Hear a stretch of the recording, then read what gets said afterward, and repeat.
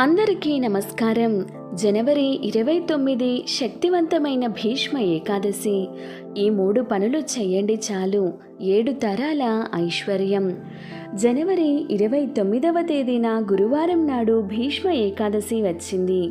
ఇది మహాశక్తివంతమైన రోజని పండితులు చెబుతున్నారు. సాధారణంగా ప్రతి నెలలో 2 ఏకాదశులు వస్తాయి. ఏకాదశి తిథి శ్రీ మహావిష్ణువుకి అంకితం చేయబడింది. అయితే ఈ మాఘమాసంలో వచ్చే ఏకాదశి అంటే శ్రీ మహావిష్ణువుకు మహాప్రీతికరమైన పర్వదినమని శాస్త్రాలు చెబుతున్నాయి. ఎందుకంటే శ్రీ మహావిష్ణువును 1000 విధాలుగా కీర్తించి విశ్వ కళ్యాణ కాంక్షతో విష్ణు సహస్రనామాలను ఈ ప్రపంచానికి అందించిన శ్రీ భీష్మాచార్యులు వారు మరణించి శ్రీకృష్ణ పరమాత్మలో ఐక్యమైపోయినది ఈ మాఘశుక్ల ఏకాదశి నాడే. కాబట్టి ఈ రోజున ఆ మహానుభావుడిని అందరూ స్మరించుకోవాలని శ్రీకృష్ణ పరమాత్ముడే ఈ ఏకాదశిని భీష్మ ఏకాదశిగా తెలియజేశారు. అంతేకాకుండా ఈ మాఘశుక్ల ఏకాదశి నాడు ఎవరైతే భీష్ముణ్ణి తలుచుకుంటూ ఆయన గొప్పతనాన్ని స్మరించుకుంటూ విష్ణు నామస్మరణ చేస్తారో వారికి పుణ్యగతులు లభిస్తాయని సాక్షాత్తు శ్రీకృష్ణుడే తెలియజేసినట్టుగా మనకు గ్రంథాలు తెలియజేస్తున్నాయి. వైకుంఠ ఏకాదశి ఎంత పుణ్యప్రదమైన రోజో అలానే ఈ మాఘమాసంలో వచ్చే ఈ భీష్మ ఏకాదశి కూడా అంతే పుణ్యప్రదమైన రోజు. ఈరోజు తప్పక ప్రతి ఒక్కరూ భీష్ముని స్మరణ చేయాలి. కాబట్టి ఇంతటి విశేషమైన ఈ భీష్మ ఏకాదశి నాడు విష్ణు స్వరూపమైన వెంకటేశ్వర స్వామిని ఎలా పూజించాలి, పాటించాల్సిన నియమాలు, అలాగే ఈరోజు చేయవలసిన అతి ముఖ్యమైన పనులను గురించి ఈ వీడియోలో తెలుసుకుందాం. ఈ భీష్మ ఏకాదశి నాడు సూర్యోదయానికంటే ముందే నిద్రలేచి ఇల్లు వాకిలి శుభ్రం చేసుకొని ఇంటి ముందు శుభ్రం చేసుకొని ముగ్గు వేసుకోవాలి. తల స్నానం చేసి పసుపు రంగు వస్త్రాలను ధరించాలి. విష్ణువుకు పసుపు రంగు మహాప్రీతికరమైనది కాబట్టి ఈరోజు పసుపు రంగు వస్త్రాలను ధరిస్తే విష్ణుమూర్తి అనుగ్రహంతో మీకు విపరీతమైన అదృష్టం కలుగుతుంది. గడపలను శుభ్రం చేసుకొని పసుపు కుంకుమలతో అలంకరించుకోవాలి. ఇల్లంతా పసుపు నీళ్లు చల్లుకొని శుద్ధి చేసుకోవాలి. పూజా మందిరాన్ని, పూజా సామాగ్రిని కూడా శుభ్రం చేసుకోవాలి. వెంకటేశ్వర స్వామివారి చిత్రపటాన్ని శుభ్రం చేసుకొని గంధము, కుంకుమ బొట్లు పెట్టి పూజకు సిద్ధం చేసుకోవాలి. ఈ రోజున పూజా మందిరంలో అలాగే తులసి కోట వద్ద ఆవు నెయ్యితో దీపం వెలిగించడం శ్రేష్టం. ఈ రోజున శ్రీ మహావిష్ణు స్వరూపమైన వెంకటేశ్వర స్వామిని పూజించిన వారికి స్వర్గలోక ప్రాప్తి కలుగుతుందని విశ్వాసం.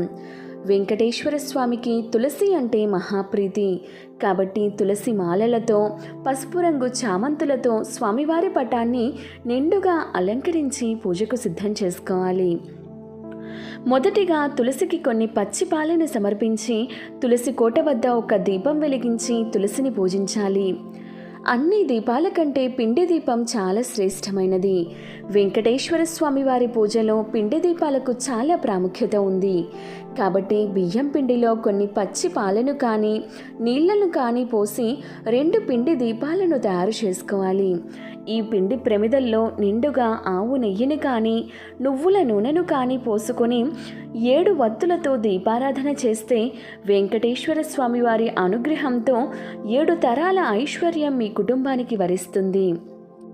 ఈరోజు విష్ణు సహస్రనామ పారాయణ, విష్ణు నామార్చన, జప, ఉపవాసాలు అద్భుతమైన ఫలితాలను ఇస్తాయి. ఈరోజు స్వామికి పటిక బెల్లం కలిపిన అటుకులను, ఆవు పాలను లేదంటే ఒక చిన్న బెల్లం ముక్కను నైవేద్యంగా సమర్పించడం వల్ల విశేషమైన ఫలితాలు వస్తాయి.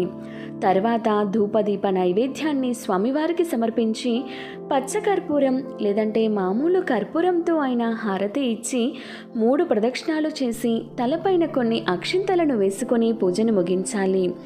పూజ పూర్తయిన తర్వాత ఇల్లంతా కూడా తప్పకుండా ధూపం వేయాలి. ఈ రోజును విష్ణు సహస్రనామ జయంతిగా, జయ ఏకాదశిగా కూడా పిలుస్తారు. ఈరోజు ఏ కార్యం తలపెట్టినా కూడా అది దిగ్విజయంగా పూర్తయి జయం కలుగుతుందని నమ్మకం. భీష్మ ఏకాదశి నాడు విష్ణు సహస్రనామాలను పఠిస్తే అనేక శుభాలు కలుగుతాయి. విష్ణు సహస్రనామాలు చదవలేము, మాకు రాదు అనుకునేవారు ఓం నమో నారాయణ అనే శక్తివంతమైన మంత్రాన్ని 108 సార్లు జపించిన అదే ఫలితం ఉంటుంది. లేదా అన్నిసార్లు కూడా మేము చేయలేము అనుకునేవారు శ్రీరామ రామ రామేతి రమే రామే మనోరమే సహస్రనామ తత్తుల్యం రామనామ వరాననే అనే శ్లోకాన్ని ముమ్మార్లు అంటే 3 సార్లు పఠించినా కూడా విష్ణు సహస్రనామావళి పఠించిన ఫలితం వస్తుంది అని పండితులు తెలియజేస్తున్నారు. ఈ శ్లోకాన్ని స్వయంగా పరమేశ్వరుడే పార్వతీదేవికి ఉపదేశించినట్టుగా పురాణాలు తెలియజేస్తున్నాయి. ఈరోజు వెంకటేశ్వర స్వామిని పూజించి ఉపవాసం ఉండడం వలన సంతాన ప్రాప్తి కలుగుతుందని విశ్వాసం. ఈరోజు విష్ణు పురాణం చదవడం వినడం చాలా మంచిది. ఈ భీష్మ ఏకాదశి రోజున చేసే దానాలకు 1,000,000 రెట్ల పుణ్యం ప్రాప్తిస్తుంది. కాబట్టి ఈరోజు మీ శక్తి కొలది పేదవారికి అన్నదానం వస్త్రదానం చేయడం ఎంతో పుణ్యప్రదం. అలాగే ఈరోజు ఉపవాసం చేసిన వారికి ఎంతో పుణ్యం లభిస్తుంది. ఉపవాసం చేయలేని వారు కనీసం ఈరోజు బియ్యంతో వండిన ఆహారాన్ని తీసుకోకుండా ఉండడం మంచిది. ఎందుకంటే ఏకాదశి రోజు మురాసురుడు అనే రాక్షసుడు బియ్యంలోకి ప్రవేశిస్తాడని, ఈరోజు బియ్యం స్వీకరించకూడదని, అన్నానికి భిన్నంగా ఇంకేదైనా తీసుకోవచ్చు. విష్ణు సహస్రనామ పఠనం సర్వదుఃఖహరణం సకల శుభకరం. ఈ నామావళిలోని ప్రతి అక్షరము దైవస్వరూపమే, ప్రతి నామము మహామంత్రమే. ఈరోజు విష్ణునామాన్ని రామనామాన్ని కృష్ణనామాన్ని జపించిన ఆ ఫలితం అంతా ఇంతా కాదు.